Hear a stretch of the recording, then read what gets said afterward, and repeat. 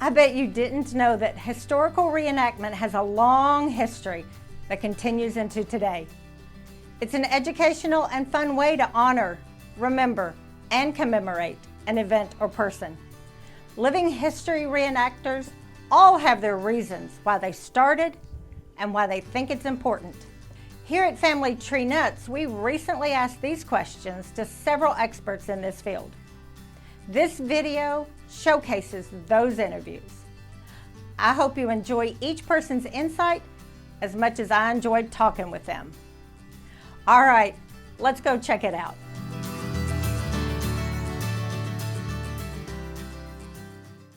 Hi, my name's Ken Hill. I'm from Columbia, Kentucky. I originally from Pulaski County, live in Columbia, Kentucky. Out here at the Painted Stone Settlement this weekend. I've been involved in reenacting now for about 13, 14 years, usually on the settler side, or the militia side, or the military side, but occasionally, and for the second time, helping out the natives for this weekend.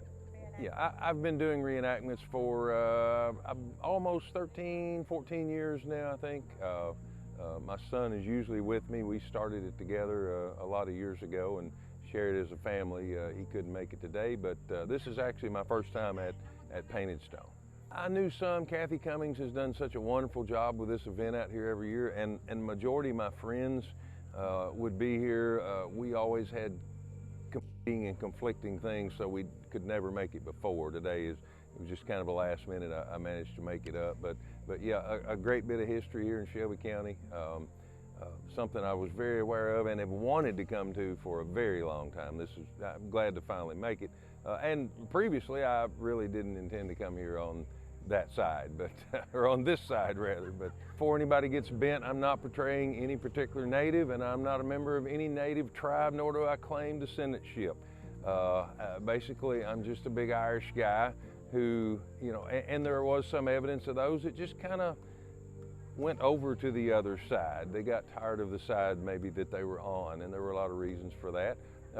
For this, I know lately some native events, or some events have not had enough people on the native side. That's kind of been an issue for the last few years. We've seen that to be somewhat of a growing issue, that you come out and most of our reenactments are battle-centric, so you need two sides. So about 3, maybe 4 years ago, I started at Fort Boonesboro, going over to the other side, and just to help feel the field and try to bring a little more to their side, and some realism, and to break some barriers for myself, make it a little more interesting. Nobody wants to do the same thing every year, to come out and, I've portrayed Boone and different people at different forts. That's wonderful, I enjoy that, but for me it's about doing something different occasionally, and getting up and shaving your head and your beard off. Your wife definitely is going to think that's different. We started at Boonesboro. This will be the first year that I'm probably not going to make Boonesboro. I always do, I portray Benjamin Logan and help him with the reenactment at Logan Station in Stanford. I helped to found that one. At Harrodsburg, Fort Harrod, I always help. We got nice folks down there. David at Fort Harrod, we always do that. Coming up in next year, I will actually be portraying James Harrod for the city of Harrodsburg during their 250th anniversary year. So I'm pretty excited about that. That's another opportunity to do something a little different. I do a lot of private camps and events, and we do, I actually compete with these flintlock guns, and I hunt. I deer hunt, not in native attire, but I deer hunt in 18th century attire. That's kind of how I prefer to hunt, small game, squirrel hunt and all that. So I try to keep it rounded, and we like to do something with a flintlock in our hand at least once a month. What got me started was a local friend at home, the name of Richard Phelps. Richard had a little group. I knew him well. I was a police officer. He was a deputy coroner for a while, but I had no idea that grown men were allowed to do this. I know that will sound made up, but it's true. I didn't realize that people even did this. I knew there were Civil War reenactments, but I didn't really think about it until my friend invited us over just kind of to share a camp and meet some of his friends. They were all dressed in cool clothes. They were shooting these flintlock guns, and we were just there to provide some music. A friend and I brought guitars and we played for them that evening, and I watched all these guys, and I was just taken by how cool all this was. And the next year at that camp, I actually participated in it, dressed and had a camp and all that, and I've pretty much been going ever since. But you know, I was always a fan of history, so I knew the background of this stuff, but a lot of times that seemed like a place that was far away. I didn't realize it was all, you know, some of the coolest stuff during the late 18th century and the American Revolution period happened right here in Kentucky where I live. So, you know, they always say reenact where you are. So we couldn't be in a better place. So a lot of the things like this place and the Boones and all these other people, they really only came to life for me after I got into this. And I started taking that into schools in my local area down there, as I'll dress and take some of my 18th century gear and things into the classrooms and give them a little mini Kentucky history lesson occasionally. I've been doing that for probably the last 8 or 10 years also. I have had a blast out here today. Thank you, and thank Miss Kathy for putting this together, the park for having us, and letting us come out here and be kids again and enjoy ourselves. Everybody should join us. Well, my name is Sean Roberts. I'm right here in Shelby County. I live in a small town called Cropper. I've been reenacting for about 10 years. Genealogy. I got into my genealogy, much like what you guys do. Got into my family history, ran in on several patriots, and I got their 1832 pension applications, and their stories were so unique. I wanted to get involved in it, and I knew that the Revolutionary War reenactment was happening, so I just started coming to them, and the next thing I knew, I was in them. Yes, well, I've written 2 novels based on the life of 2 of my ancestors. It's based on their military records. If you had an ancestor in the Revolutionary War and he lived to 1832, he most likely applied for a pension. And if he did, there's a deposition out there that he swore out that tells his Revolutionary War history. So I've researched my ancestors, found that, and found their records, and their records are my timeline for my novels. I know when they mustered in, when they mustered out, who their commanding officers are, what battles they were in. I just add dialogue and thought process. So it's basically their life story per their military records. But what I do, it's not just their story, it's anybody of historical importance on the same campaign they're on. I put their story in it as well. So I try to teach you history without you realizing it, because you get the story, but you get history as well. Well, I'm on Amazon. Sean C. Roberts is my name. I got 2 novels, Out of the Mist of Kings Mountain and Redskins and Officerbacks. Well, it's our past. You can't know who you are unless you know what your family was in the past. I was lucky enough that I knew 4 of my great-grandparents, and I got to hear them talk, and they were born in the 1880s, and I got to hear them in the 1960s and 70s talking about what they did when they were kids, and it sort of stuck with me. And I think I just was drawn to somebody who had a life experience much different than mine, but I still got to meet, because I was a kid, but I still heard the stories, and this has always stuck with me. If you're out there and you want to get in the reenacting world, it's fantastic. It's great for your family. You meet lots of great friends, and everybody looks at you like you're a little weird, but it's awful fun. My name is Emily Kesey. I've been doing living history for probably 10 years. I'm from Jeffersonville, Kentucky. My husband actually got me started doing living history before we were married. I love history. I'm a big history buff. I've gone to a lot of places and everything. I went to Williamsburg. I've been to a bunch of forts, and I just love history. I think it is important for us to learn what we have done in the past, so we do not repeat it, because that is the downfall of civilization itself, is to repeat your past failures. But I just think that it's neat to be able to see and do what they did, cooking on a fire, or I love being outside. I'm an avid outdoors woman. I like to be outside and do stuff. I've got a little boy that's running around here, so that's also another added bonus of why I do it. I wanted my son to grow up in the history community because there is such a sense of family in the living history community. My name's David Ryan Hall.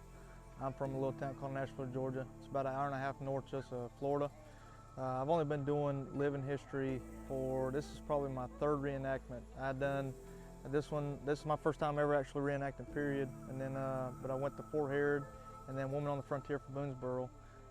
My wife and my mother-in-law, my father-in-law, they've been doing this pretty much all their life. My wife has, and then my mother-in-law's been doing it for a lot longer than that. Really and truly, it was because of my wife, my mother-in-law. I'm obsessed with history, very, very much so. And doing reenacting, it kind of brings you, it centers you. Number one, I love the camaraderie between everybody. It's very beautiful here. And just kind of getting together, hanging out, it's my favorite part. But being able to teach people and show people what history is about is probably one of the most proficient things that a human being can go through in today's time. Because if you don't know what history is about, you're bound to repeat it. So we have to learn from our history, understand our history. Hundreds of years ago, people were always telling their family's history. It was part of their education growing up. Now it seems like a lot of people could care less what we learn anything about it. So it's interesting to come out here and do reenactments, meet people who also are very curious about time frame. I myself, I haven't done a whole lot of research in this time frame in particular. I've kind of done a lot of different, read a lot of books on like the Lakota Indians, the Sioux, Crazy Horse, Geronimo, a lot of European history. But now that I'm into it, I'm getting into it, I'm going to start really diving deep into it and researching myself. History is important because it educates us, number one, on the past. I mean, the past is the most important, just as important as it is the future or the present.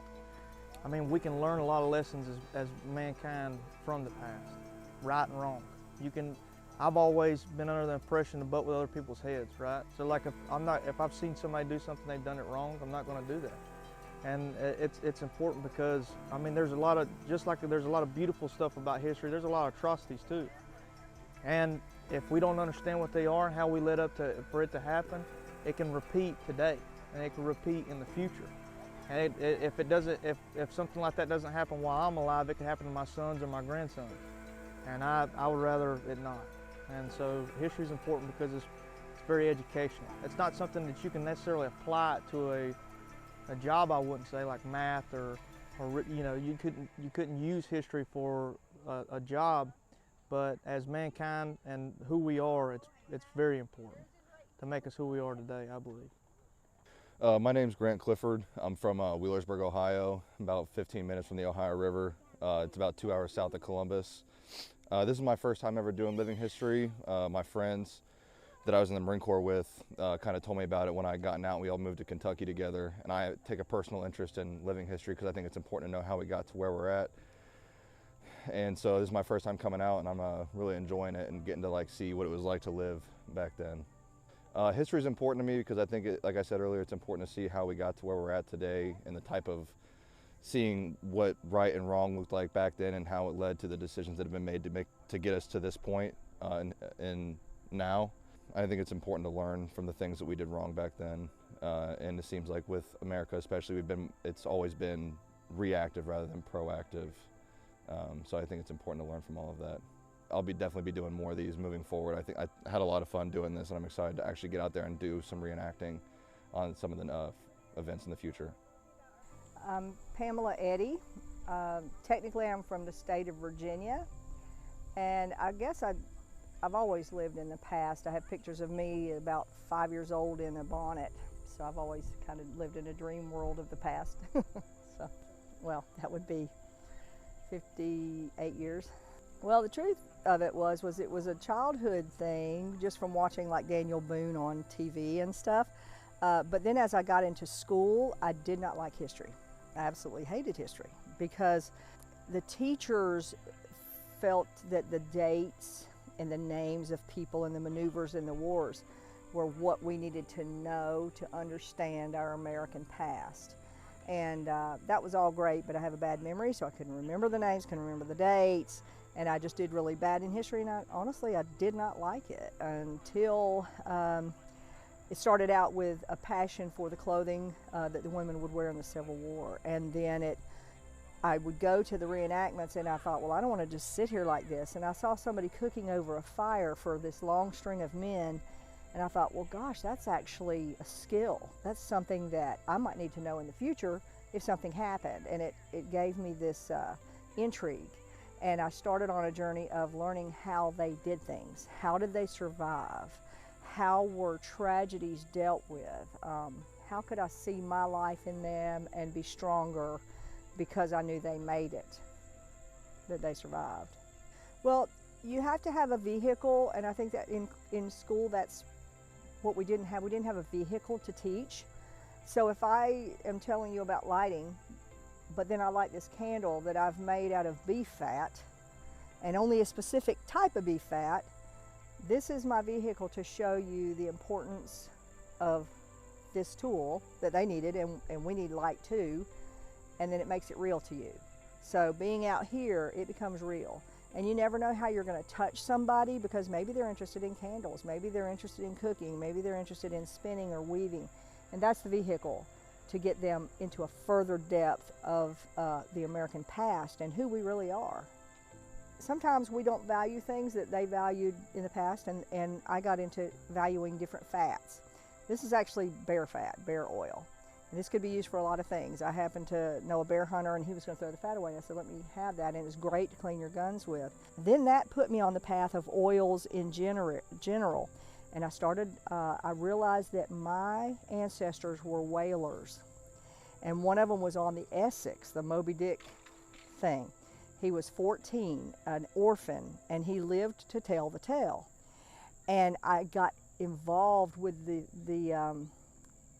just unbelievable story of going out in this ocean and fighting 60-ton animals. And sometimes the animals were attacking back. And we are so soft today. We can't imagine a 60-ton animal attacking back. We know more about conservation, that we shouldn't kill everything off. But back then, they didn't realize there was an end to it. And today, the fascinating thing about it is I've met two people today that were from the area that my family was historically from, the Nantucket area. One of them had whaling ancestors, and the other one was right there too. We're pretty sure our ancestors knew each other, and maybe we're even kin. So you just never know how we're all tied together as a people. You start doing your genealogy and you're delving into this, and you find out we're really just one person. Look into your past, find out who you are. My name is Brian Cushing. I live in LaGrange, Kentucky, and I've been doing living history for 23 years. I think for me, what got me started was just at a young age, history it just became something that was more about the experience of people than just, a set of facts or something you might have to regurgitate on a test or something like that. So I'd already had that idea, and I'd heard about this reenacting thing that sounded great. And of course, before you really get into it, all you really hear about Civil War reenacting, and so I always figured I'd be a Civil War reenactor. But I wound up getting involved actually at Historic Locust Grove, and we were doing federal period stuff, and from there I met some Revolutionary War reenactors, and so they were the ones who really helped me get into this whole world of living history, and so that kind of became what was really my nucleus. And from then I've just discovered all different kinds of ways to experience history, to do history.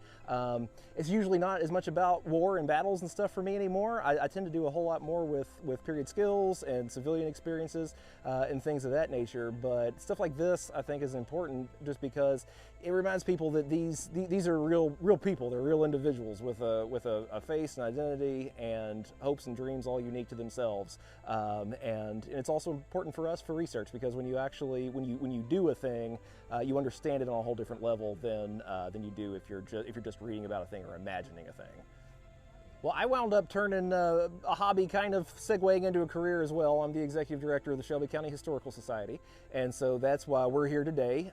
We are just trying to support this event, spread the news about our organization. So we're all about all of Shelby County history, from the first people who wandered through here, as you can see, 10,000 years ago, with this arrowhead, all the way through with our collection. We've got last year's county fair program. So there's everything in between. And so we just kind of pulled some things out of the collection that we thought would be of interest to people at this particular event. So we've got the evolution of the stone native artifacts, and then we've got some artifacts that were dug at one of the sites that might have been where Painted Stone Station was, and that was the main station in the 1770s and 1780s here in Shelby County. And then for sale, we've got some of our publications that we've put out, and membership forms. We've got some back newsletters, and just kind of trying to spread the word about what we do, why it's important, and get more people involved with us. ShelbyKYhistory.org. It's important to get that KY in there because just about everybody has a Shelby County, and a lot of them have a historical society. So we are ShelbyKYhistory.org. I encourage people to come out and to explore this kind of thing. If it's something that you're into, and you don't know how to get started, just get started. Just jump in, figure out what it is that appeals to you. It doesn't have to be what anybody else is doing. All this got started because somebody was into it, and so have fun with it. Don't be afraid to make mistakes. Get out, meet people, talk to people, and it's a wonderful thing to do, and you'll meet wonderful people and have great experiences and understand the world and history and yourself on a level you might not have before. Wow, that was informative and fun. I hope it encourages you and your family to take the time to attend a reenactment or living history event in your area. What better way to connect to our past and have a better understanding of what our ancestors lived through? What do you think? Did you learn something like I did? Be sure to let us know your thoughts in the comments below. We will continue to be on location at these events and interview the participants, so look for more videos like this one. And remember, family tree nuts. Let our nuts find the nuts in your family tree.